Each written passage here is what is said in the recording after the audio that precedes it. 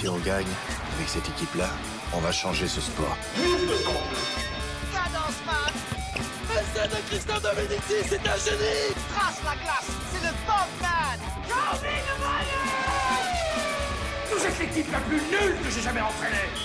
Pas ça, Zinedine. Je vais devenir la meilleure. Comme ça, je pourrais changer les choses. Souvenez-vous, on marque pas avec ses pieds, on marque avec ses couilles.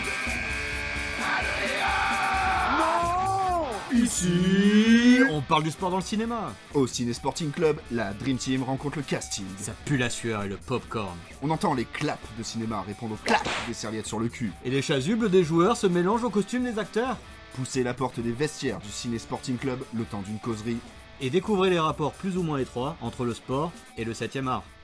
Bonjour à toutes et bonjour à tous et bienvenue dans ce 21e épisode du Ciné Sporting Club. Bonjour Fabien. Bonjour Romain, bonjour à toutes et bonjour à tous. Le réalisateur Louis Malle a dit « Il y a de tout dans le rugby. Une comédie pleine de sensibilité, d'espérance et de déception, de rire et de larmes. Ah, le rugby. Ce sport aux déclinaisons multiples, à 15, à 13, à 7 et en chiffres romains, s'il vous plaît. Et oui. Ce sport de brute, joué par des gentlemen comme le dit l'adage, a de quoi inspirer les scénaristes et réalisateurs. Des gestes, du beau jeu, des rebondissements, des valeurs, un esprit, du respect, des combats, du sang, des larmes. Voilà, calme-toi Daniel Herrero. Oui, pardon. Tant de choses qui résonnent avec ce que le cinéma peut habituellement nous offrir. Pourtant, le pack de films sur le rugby ne pèse pas très lourd. Assez peu représenté dans le 7e art, à Hollywood bien sûr, mais aussi en France comme en Angleterre. En perfide Albion, tu veux dire. Oui, évidemment. Pardon. Le rugby mériterait sûrement une meilleure place dans l'alignement du cinéma. Il existe toutefois des œuvres qui ont tenté d'entrer dans la mêlée. On s'excuse d'avance à nos amis du Sud-Ouest pour le très mauvais accent qu'on risquera de prendre à certains moments. Ah, c'est presque indissociable en même temps et du coup incontrôlable. Et on profite d'être au milieu du tournoi des 6 nations pour prendre l'intervalle et vous présenter ces quelques films provenant de la belle planète Ovalie. Fin de passe, cadrage débordement, joli. Et un dernier affût pleine bouche pour aller aplatir un épisode entre les poteaux, art et essai. Bon les gars, on a 3 matchs amicaux pour devenir une équipe. Et le rugby c'est simple, hein. Premièrement, faut des couilles. Deuxièmement, faut des couilles. Et troisièmement, faut des couilles. Eh ben, on est bien barré avec ça, tiens. Alors on va commencer avec un film français qui sent bon les chocolatines. Voilà, il y a débat. Et le rugby, bien évidemment. Oui. Hein. Donc Le Fils à Jo de 2011, réalisé par Philippe Guillard. Alors on va faire un petit focus sur la carrière assez folle de ce monsieur, car elle mérite que le Ciné Sporting Club s'arrête dessus. Carrément. Déjà, Philippe Guillard, c'est un ancien joueur de rugby à 15, 3/4 L, qui a participé à l'ascension du club du Racing 92 dans les années 80. Donc monté en élite en 85 quand même, et le titre en 90, donc ça s'est fait assez vite. Et il fait d'ailleurs partie des joueurs du club francilien à avoir créé la marque vestimentaire Eden Park, qui a longtemps été associée au Racing d'ailleurs. Alors après cette belle carrière sportive, il se découvre écrivain et journaliste. Il a longtemps été consultant et reporter pour Canal+, ou France Télévisions, en couvrant le rugby évidemment, mais pas seulement. Hein.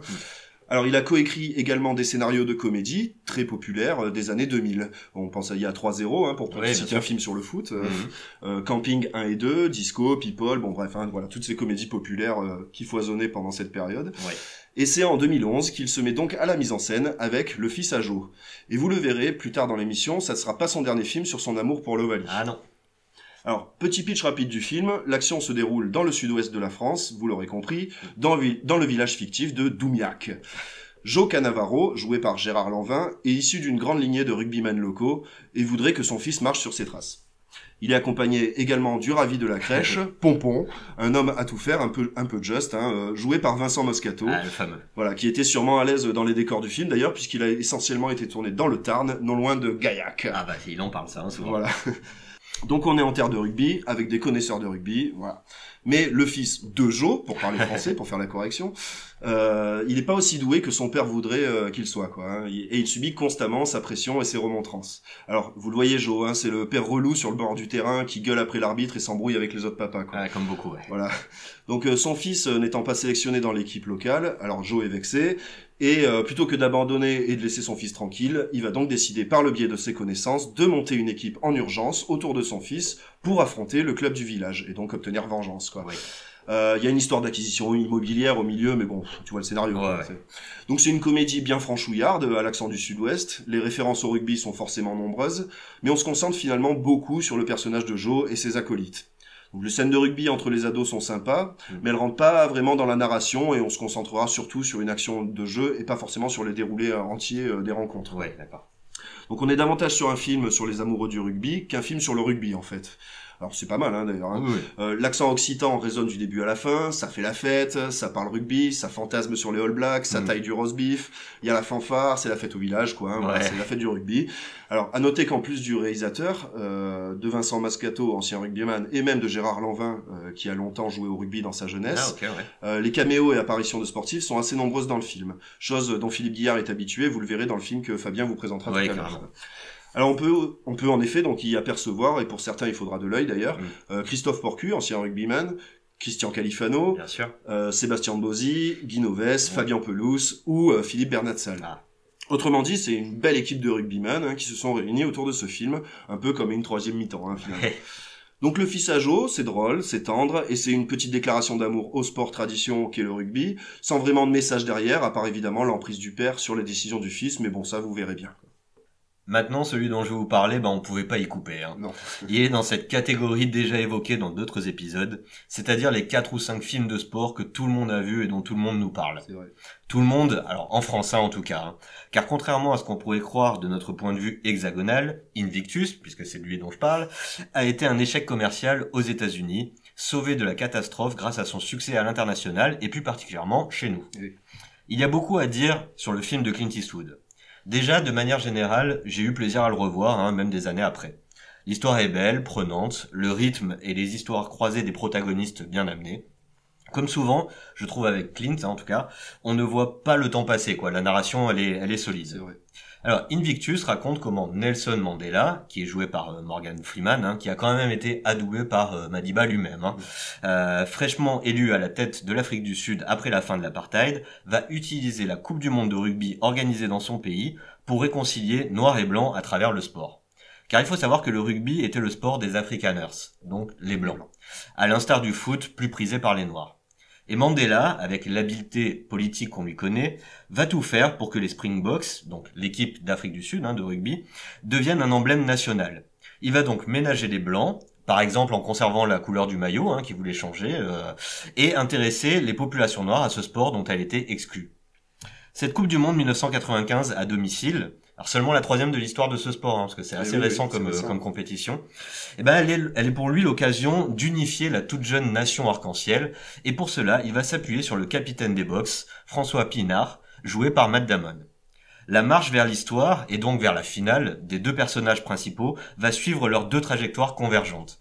Mandela va se prendre de passion petit à petit pour ce sport, tandis que Pinard va ouvrir les yeux sur les ravages de l'apartheid, qui aura duré 43 ans au passage. Hein.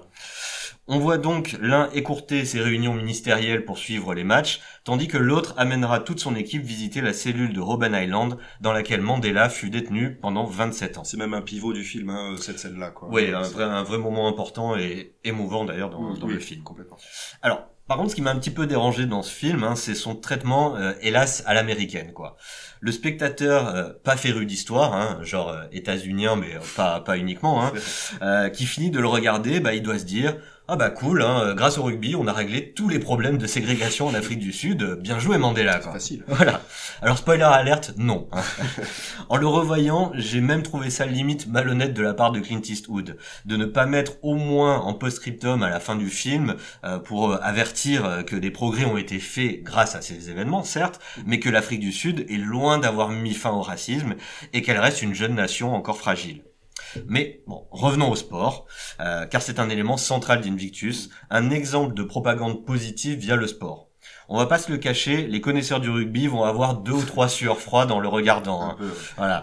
Les Américains ont souvent du mal à traiter les sports qui ne viennent pas de chez eux, et les scènes de match sont assez nombreuses, ce qui est quand même positif, donc on va pas leur reprocher ça, voilà. Et puis la scène finale est longue, hein. Enfin le match final est imposant, en effet. Alors, bon, même s'il ne fait pas le même gabarit que François Pinard, Matt Damon est crédible en rugbyman, hein.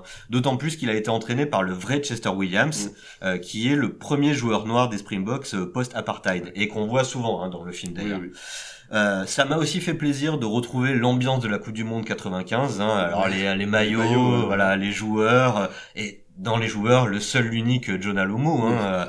pour lequel ils ont même pas trouvé un acteur à la hauteur de ce beau bébé. D'ailleurs, John Alomu dans le film, quand tu le revois, il a vraiment la figure, il est pas sympathique, c'est le méchant, quoi. Ah, c'était le méchant absolu pour eux. Alors que c'était un bon gars, hein, John Alomu. Hein, très, un mec adorable, c'est vrai. Sportivement, Eastwood passe sous silence 2 ou 3 faits, dont certains qu'on a encore en travers, nous, en France, notamment laisser refuser à Abdelatif Benazi, alors qu'il est parfaitement valable. Ouais. Mais aussi l'insupportable sélectionneur sud-africain Louis Lloyd, qui d'ailleurs offrira une montre en or et différents cadeaux à l'arbitre de laisser refuser, tout en s'en vantant, en plus. Ouais, décidément, l'Afrique du Sud et la France... ouais, ça reste... Il y a un petit dossier, toujours. Eh bien, ce Lloyd, Clint Eastwood, il l'efface tout simplement du film, où il est pas nommé. On le voit, mais c'est même pas vraiment un personnage. Et puis, il faut pas oublier aussi la mystérieuse intoxication alimentaire collective des All Blacks avant la finale, qui aura forcément une incidence sur le résultat, quoi. Oui, bon, après, les intoxications alimentaires en finale, il y en a eu plusieurs, Ils ont trouvé une nana, ça aurait été sa faute. Bon, bref. Comme souvent avec les films américains, et promis, sans mauvais jeu de mots, il faut que tout soit blanc ou tout noir, voilà, quitte à zapper des faits. On dirait qu'il faut que les événements majeurs se déroulent parfaitement et sans accroc pour qu'ils aient une vraie valeur. Alors, est-ce la crainte de voir le propos se détériorer à cause de ça? Je sais pas, voilà. Sur ce point, Invictus manque de peu la transformation, mais reste quand même un grand film de sport. Enlevez la tête. Regardez-moi dans les yeux. Vous entendez? Écoutez votre pays. Plus que 7 minutes. 7 minutes. On défend, on défend, on défend. Ça y est. C'est notre destin. Allez, banquier. Allez. Alors, je vais maintenant vous parler du film Mercenaires, un film français de 2016, réalisé par Sacha Wolf. Alors, depuis quelques années, les aficionados du rugby ont certainement remarqué un intérêt plus que croissant des clubs et même des sélections nationales pour des joueurs provenant des îles polynésiennes, notamment pour leur culture guerrière et leur physique mélangeant force pure et puissance avec vélocité et agilité. Alors aujourd'hui, nombreux sont les noms exotiques qui floquent les maillots des différents championnats, en amateur comme en élite. Les nations du rugby ont en effet remarqué sur le tard qu'un véritable et intarissable réservoir de joueurs existait dans les communautés des terres australes autour de la Nouvelle-Zélande, les îles Fidji, les îles Tonga, Wallis et Futuna, etc. Avec une vraie culture autour du rugby et un fameux haka propre à chaque tribu. Et le film Mercenaires nous parle de ces joueurs justement. Ces joueurs polynésiens, maoris, kanaks, et qui laissent souvent tout derrière eux pour rejoindre la métropole et un système pourri autour du sport. Ces jeunes hommes vivant souvent dans la précarité et sous la pression familiale abandonnent tout dans l'insouciance, avec en tête le rêve de gravir les échelons et de subvenir aux besoins de la famille. Souvent motivés d'ailleurs par des agents véreux sans scrupules. Et c'est ce dont parle Mercenaires. On suit Soane, un jeune rugbyman, beau bébé de 120 kilos, de l'île de Wallis, dans le Pacifique, qui se voit proposer par un agent sportif local d'aller jouer en métropole pour y trouver la fortune grâce au rugby. Et de lui verser un pourcentage, évidemment. Et dès le début, on nous montre le tiraillement de ces jeunes qu'on arrache à leur île et à leur famille, en leur faisant miroiter une vie facile et pleine de paillettes. Dans une culture très patriarcale, Soane ira jusqu'à se faire déshériter par son père pour partir en France métropolitaine. Et arrivé là-bas, c'est pas le rêve annoncé en fait. Et Soane se prend la réalité en plein dans le buffet et ses ambitions se font retourner à la manière d'un plaquage cathédral. Il arrive une main devant et une main derrière et se fait planter par son agent. Donc grâce à une connaissance, il va quand même pouvoir intégrer une équipe de rugby du Sud-Ouest, de division inférieure, mais sans contrat pro. Donc c'est des arrangements, on lui offre un logement pourri, une offre d'emploi de videur de discothèque, voilà. Donc Mercenaires nous montre surtout le passage difficile de Soane à l'âge adulte. Dans sa culture, il doit prouver que c'est un homme et se prouver qu'il a eu raison de braver l'autorité sacrée de son père. En revanche, je vous avoue qu'on est un peu perdu sur le véritable propos du film en fait. Car il aborde beaucoup de sujets sans pour autant suffisamment creuser pour transmettre un message clair.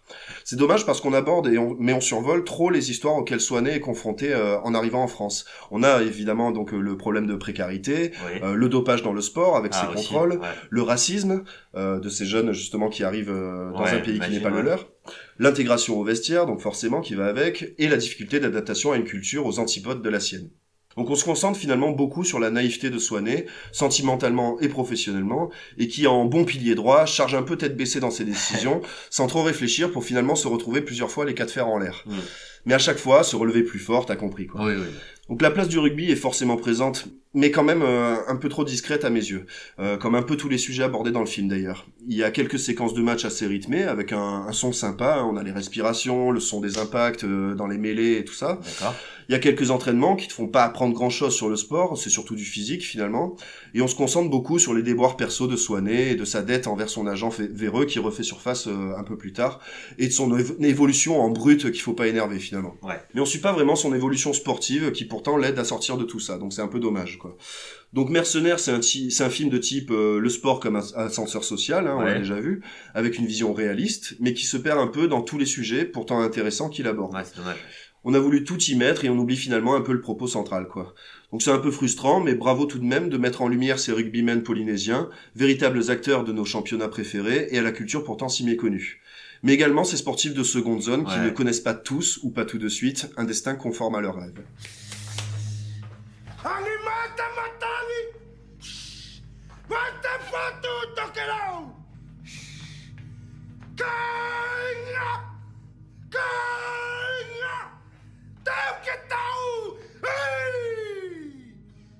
Bon, pour le film suivant, on repart dans le sud-ouest, au pays de l'Ovalie.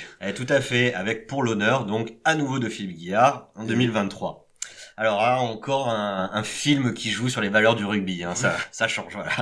Bien que depuis quelque temps, elles ont pris un beau caramel, les valeurs de l'Ovalie, pardon. Je vois pas de quoi tu parles. Oui, ça fera peut-être l'objet d'un film un jour, hein, qui sait d'ailleurs. Probablement, même, oui. Voilà. Donc ce film... Donc je vous ai dit qu'il est réalisé par Philippe Guillard, le réalisateur du Fils à Joe dont tu as parlé juste avant. Oui. On se retrouve à nouveau dans le sud-ouest, plus précisément dans 2 villages séparés seulement par un pont et qui sont rivaux au rugby depuis une éternité. L'un des clubs domine l'autre depuis bien longtemps, mais l'arrivée de demandeurs d'asile va tout chambouler à l'approche du derby. Dois-je préciser que l'un des villages est riche et de droite, quand l'autre est modeste et de gauche? Ah oui. Est-ce que tu le vois arriver, le sketch des Chevaliers du Fiel, là? Voilà. Non, Et pouvais-tu une seconde te douter que ces exilés politiques auraient en fait des qualités qui manquent à l'équipe d'islamo-gauchistes pour renverser la team des capitalistes xénophobes? C'est un heureux hasard. Ouais, voilà. Alors, c'est pas désagréable non plus, hein. On est sur le film français Feel Good, avec un vrai beau message à faire passer, c'est pas le sujet. En l'occurrence, l'intégration et l'acceptation d'immigrés dans un village bien du sud-ouest. Ce que je regrette dans ces cas-là, c'est que c'est souvent un film pour rien, quoi. C'est-à-dire, il est trop naïf pour donner à réfléchir. Quand on est ok avec le propos, bon, on trouve tout évident, quoi. Oui, on les accueille sans trop se poser de questions, et voilà. Et de l'autre point de vue, vraiment, allez lire les commentaires, hein, sous ce film, ça va juste hurler que c'est subventionné avec notre argent, etc., etc. Habituel. Voilà. Alors, première nouvelle, les gars, c'est faux, hein. Renseignez-vous sur le fonctionnement du CNC. Donc, ça fait de mal à personne, mais je vois pas un gars avec un poster de Bardella au-dessus de son lit changer d'avis en fin de séance, quoi, tu vois. Attention, tu vas avoir des problèmes, Fabien. Bon, et puis tout buzz est bon à prendre, hein, donc abonnez-vous. Hein, au CSC. Sportivement, on a quelques scènes de rugby. On voit que le réalisateur connaît bien aussi ce rugby fédéral de village, donc c'est captivant à suivre. Et puis il y a quelques guests, des anciens joueurs tels que Vincent Clerc, Louis Picamol, Dimitri Ashvili, voilà. C'est assez marrant de les reconnaître parmi des joueurs soi-disant amateurs. Ouais. Et puis alors, qui fait la voix off? Daniel Herrero, forcément. Mais qui d'autre? C'est clair. Donc on peut pas reprocher à Pour l'honneur de tenter de percer la défense, mais ça semble un peu fragile face à la ligne d'avant qui est en face. Mais c'est quand même fait par des amoureux de rugby et ça se voit, quoi. Et ça se voit, voilà, exactement. Bon, oui, tout ça, c'est très, très, très, très joli. Mais enfin, moi, je vais vous dire vraiment ce que je pense, voilà. Alors, la famille, les valeurs, la fraternité, tout ça, gagner ou perdre, c'est pas grave. La victoire, c'est pas nous, c'est vous. Oui, ça, je veux bien, mais en fait, tout ça, c'est des conneries. C'est des conneries, ça, je m'en fous, ça.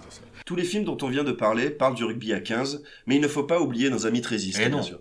Et nos meilleurs ennemis anglais, d'ailleurs. Jamais. Le rugby à 13 se fait encore plus rare dans le cinéma, sûrement en lien avec sa popularité qui reste en dessous de son cousin à 15, même s'il compte pourtant un grand nombre de licenciés dans le monde, tout de même. Ouais.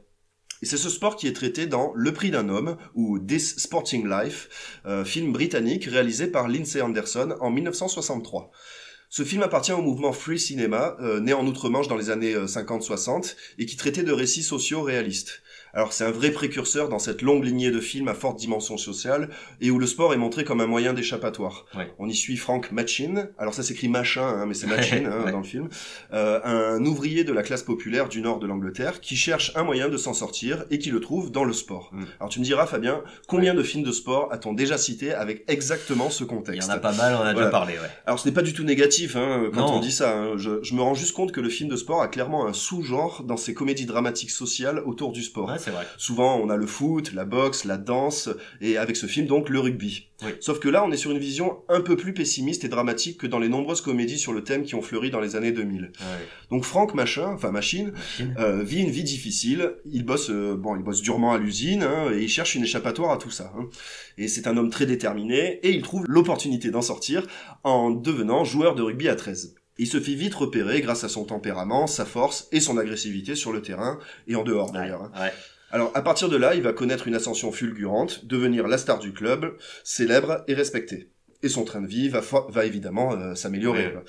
Mais comme je vous le disais, on n'est pas sur une vision optimiste de ce type de réussite. Déjà parce qu'on insiste sur le fait qu'elles sont rares, et surtout sur le fait que la célébrité et l'argent ne résolvent finalement pas les problèmes profonds, et plus personnels du coup. Oui. Le personnage de Frank est remarquablement joué par Richard Harris, qui a tout de même eu le prix d'interprétation masculine à Cannes en 63 pour son rôle. Et donc on sent les tourments qui peuvent l'habiter et la colère et la frustration qu'il peut ressentir dans sa vie sentimentale et tout lâcher sur le terrain, quoi. Donc cette vision tourmentée m'a fait penser à Raging Bull, qui traite de boxe, dont on parlera un épisode prochain, où on a ce type d'âme écorchée, jalouse, colérique et violente, que les succès et la gloire ne suffisent pas à apaiser finalement. Donc en gros, on est vraiment sur cette opposition entre la réussite sociale, matérielle, et les échecs plus personnels que l'argent ne soigne pas. Les scènes de rugby sont plutôt rares dans le film, soyons honnêtes, et pas super longues, mais elles ponctuent bien des scènes qui montrent l'envers du décor, la vie d'un homme qui prend en pleine face son ascension sportive et sociale. Et on est seulement dans les années 60, dont t'imagines aujourd'hui. Donc sur le terrain, on voit surtout un Frank déterminé qui exprime sa rage emmagasinée dans sa vie perso. Et les quelques scènes de sport se résument à quelques matchs un peu survolés, mais elles sont plutôt bien foutues pour l'époque et assez rythmées.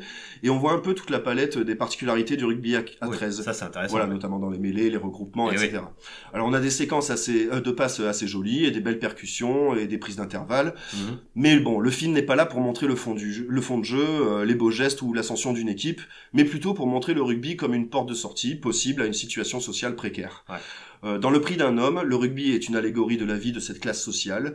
Il est montré dans sa dureté, ses impacts, avec l'acharnement et la détermination des hommes qui cherchent à atteindre leur but. Mais avec un certain pessimisme, le réalisateur Lindsay Anderson nous montre que toute ascension sociale, grâce au sport, n'est pas forcément belle à voir. Et comme une belle chandelle au-dessus des lignes, ça monte vite et ça retombe aussi vite. Oh, c'est joli. Le rugby produit décidément du film à message. Ah bon ? Eh oui. Et Dans la mêlée de Matt Carter ne déroge pas à la règle. Donc Dans la mêlée, c'est le titre. C'est Dans la mêlée, tout à fait. Le titre en anglais est In From the Side, un jeu de mots avec la règle de hors-jeu du même nom. En gros, quand on entre dans un ruck par le côté. Ah ouais, le genre de mot qu'on valide au Et qu'on met beaucoup de temps à chercher. C'est vrai. Sorti en 2022, cette histoire d'amour entre deux joueurs de rugby surprend les attentes du spectateur grâce à une belle chistera. Ici, le propos n'est pas la dissimulation ou la révélation de l'homosexualité, puisque l'intrigue se déroule dans un club londonien ouvertement gay. Non, il s'agit plutôt d'un questionnement de la relation amoureuse et de la fidélité, puisque nos deux héros sont tous les deux en couple, et que la potentielle découverte de leur liaison peut rompre l'équilibre de leur équipe, de leur entourage, et même de leur vie. D'accord, ce qui pouvait être adapté finalement sur une histoire avec des hétéros. Exactement. On se retrouve dans une intrigue un poil trop complexe par moment, avec des rebondissements nombreux, alors aussi bien sportifs qu'extra-sportifs, mais aussi avec pas mal de lenteur, beaucoup de romance, et franchement, un truc qui a tendance à m'horripiler dans certains films, des réactions de personnages incompréhensibles et incohérentes un peu. Ouais. Ce qui a tendance à me sortir de l'histoire rapidement. Je comprends pas pourquoi. Ouais. C'est un peu dommage car la performance d'Alexander Lincoln et Alexander King est plutôt convaincante, et leur couple est attachant. L'image est belle, on sent que Matt Carter était autrefois à la photographie. En fait, je trouve finalement Dans la mêlée plutôt plus militant que d'autres films sur le sujet, car il ne parle pas de coming out ou d'homophobie, et c'est peut-être par ce genre d'approche plus subtile que passera la tolérance finalement. Il montre aussi un monde du rugby plus ouvert. Ah, voilà le retour des valeurs du rugby. Elles sont là, t'inquiète pas. En tout cas, par rapport à d'autres sports. Au final, le sport et l'homosexualité ne sont pas le propos du film, juste les arrière-plans d'une romance et de ses conséquences. Alors côté sport, le réalisateur Matt Carter est ce qu'on peut appeler un beau bébé. Il est lui-même deuxième ligne, coach et même arbitre de rugby. Ouais, un bon connaisseur. Oui. Et puis en plus, il joue dans la même équipe que son mec, dans la vraie vie, dans le club inclusif de Brighton and Hove Sea Serpents. On peut donc imaginer qu'il sait de quoi il parle, et ça se voit d'ailleurs dans les scènes de rugby qui sont vraiment réalistes et bien réalisées. Les acteurs donnent de leur personne sur le terrain, et je suis surpris de ne pas avoir trouvé d'anecdotes de blessures sur le tournage, ce qui arrive souvent. Ouais. J'ajoute que j'ai aussi aimé la façon dont étaient traitées les problématiques de la vie du club, la gestion des équipes A et B, voilà, les soucis d'argent, tout ça, quoi. C'est quelque chose qu'on voit pas souvent, c'est vrai. Non, voilà, et là c'est amené puisque c'est une des grosses intrigues. Même s'il est parfois un petit peu naïf, dans la mêlée vaut le coup d'œil si vous êtes des grands romantiques. Comment tu veux jouer au rugby si tu sais pas plaquer, toi? Hein? Ça arrête d'être All Black, ça. Tu sais comment ça se passe en Nouvelle-Zélande? Il y a deux sortes de mecs. Il y a les rugbyman et les moutons. Et toi, pour l'instant, tu servirais plutôt à faire des pulls en laine. Ces quelques films autour du ballon ovale nous montrent plusieurs choses. Déjà qu'il y en a trop peu. Clairement. D'autant que le film de rugby reprend des codes de scénario que nous n'avons pas fini d'évoquer ici dans les autres films de sport. On a le dépassement de soi, la rédemption, l'esprit d'équipe, l'ascenseur social, et j'en passe. Le film de rugby rappelle également qu'autour de ce sport, c'est tout un esprit qui est repris par des hommes parfois aux cultures diamétralement opposées. Probablement pour les valeurs qu'il transmet, et cette comparaison toujours réaliste autour du combat, de la détermination et de l'esprit d'équipe. Le cinéma aurait de quoi faire autour de ce sport, et pourtant, il est finalement un peu boudé par les réalisateurs et scénaristes. Aux États-Unis, le rugby n'est pas populaire et les films de sport se concentrent davantage sur le football américain pour transmettre des messages autour des valeurs que peut transmettre le rugby. Oui, c'est un peu pareil. En Europe, on lui préférera le foot. Mais malgré une belle popularité en France et outre-Manche, le rugby n'en garde pas moins un côté assez mystérieux, une face cachée que le cinéma pourrait davantage nous montrer. On pense que le rugby mériterait une bien meilleure place dans le paysage cinématographique. Les conditions parfois dantesques, l'abnégation des joueurs, les blessures, les provocations, les dénouements, tout ça pourrait offrir des scénarios et des images mémorables. Le cinéma pourrait également mettre en avant ces fameuses valeurs de l'Ovalie, souvent bassinées, et ces hommes et femmes qui parfois ont des vies très singulières et qui s'entraînent pour partir au combat chaque week-end. Bref, il y aurait de quoi faire, donc amis cinéastes, voilà, on vous a introduit le ballon. Ah, où ça? Dans la mêlée, voyons. D'accord. Deuxième, l'action. Allez, on stabilise. Placement. Stop. Jeu. Fumée. Stabilise. Vas-y, une autre. Allez. Alors, pour en tribune dans ton canapé, Romain, tu vas sortir un peu du cadre habituel et même flirter avec les limites du terrain du CSC. J'avoue, je suis un peu just là, mais bon. Alors, parce que oui, le film que je vais vous recommander cette fois-ci n'est en toute franchise pas du tout un film de sport. Ah bah alors. Ouais, je sors d'ici, c'est ça. Ouais, bah oui. Alors, il va surtout s'agir d'un petit cours d'histoire pour en apprendre un peu plus sur un très vieux jeu, bien français, considéré comme l'ancêtre du rugby, la soule. Oui, il y a un lien quand même. Et c'est le titre de ce film français réalisé en 1989 par Michel Cibra avec Richard Boringer et Christophe Malavoie. La Soule, c'est un peu un revenge movie se déroulant à l'époque du Premier Empire, au début du 19e siècle, et dans lequel on suit Pierre Cursé, lieutenant de la Grande Armée napoléonienne. Et au cours d'une débâcle lors d'une bataille face aux Anglais, un crunch, Pierre se fait voler des chevaux par un sergent français profiteur, François Le Mercier. Alors, des années plus tard, après la chute de Napoléon en 1815, Pierre, qui n'a toujours pas digéré l'affaire, retrouve le vilain sergent Fuyard dans un village de Dordogne. Et quoi de mieux en temps de paix et de restauration que de régler ses comptes en se mettant sur la gueule via le sport. Bien vu. Et des sports, à l'époque, il y en a pas beaucoup, en tout cas réglementés. Car le règlement, c'est tout le problème de ce jeu qu'est la soule. Déjà, alors c'est difficile d'établir une règle précise, car tous les patelins de la moitié ouest de la France avaient leur manière de jouer. Ah oui, d'accord. Voilà, on a des manières de jouer au pied, à la main, avec une crosse. Bon, oui, d'accord. Oui, c'est très anarchique. Mais en gros, ce sont deux villages qui s'affrontent. Alors, tous les hommes valides, c'est la guerre, autour d'une balle de cuir rembourrée. Le but étant pour chaque équipe de ramener le ballon dans son village par n'importe quel moyen. Ah ouais. Voilà, quand je dis n'importe quel moyen, voilà, les règles elles s'arrêtent à peu près là. Donc t'as bien compris que pour régler des querelles de clochers, un jeu sans règles, ça pouvait faire du dégât. Car oui, rien ne stipule qu'on ne doit pas être violent pour gagner à la soule. Ah oui, important comme règle. Et dans le film, ça se voit. On constate que le sport avait encore beaucoup à apprendre, car il s'agissait davantage de mettre un semblant de cadre, avec d'énormes guillemets, autour de règlements de compte bien brutaux. Même si certains groupes de supporters perpétuent cependant la tradition. Oui, c'est un peu la soule. Donc notre ami Pierre va proposer au félon François et à son village de se payer une bonne tranche de soule bien saignante, et ainsi pouvoir laver son honneur dans la boue. Donc ok, alors c'est pas un film de sport, ok, Ouais. je sais, c'est plus un film historique, c'est vrai, mais j'ai quand même quelques arguments, tu vas voir. Eh ben, on t'écoute. La partie de Soul et la préparation de la rencontre prennent une bonne partie du film déjà, et on se rend compte de certaines situations qui montrent les balbutiements des sports que seront le rugby, mais aussi le foot, le handball, etc. Ouais. Et surtout, ça nous rappelle que le sport et ses règles sont aussi là aujourd'hui pour permettre à nous, pauvres homo sapiens incontrôlables, de régler nos différends et d'évacuer nos pulsions sans forcément s'étriper. Ouais. Donc La Soul de Michel Sibra, vous pouvez y aller. Nous arrivons au terme de cet épisode sur le rugby, et attention, on a une petite annonce à vous faire pour le prochain épisode. Et oui, puisque dans le cadre du Podcaston, qui est un événement qui propose aux podcasts de tous bords de dédier un épisode à une association, nous allons mettre en avant l'association Du Sport et Plus. Et à cette occasion, les marraines et parrains sportifs Margot Lafitte et Kevin Estre, ainsi que Eric Friedrich, le président, nous ont fait l'honneur d'intervenir au sein du Ciné Sporting Club. Donc on a hâte de les retrouver et de vous retrouver vous donc pour le 22e épisode du Ciné Sporting Club. Donc d'ici là, à bientôt. À bientôt.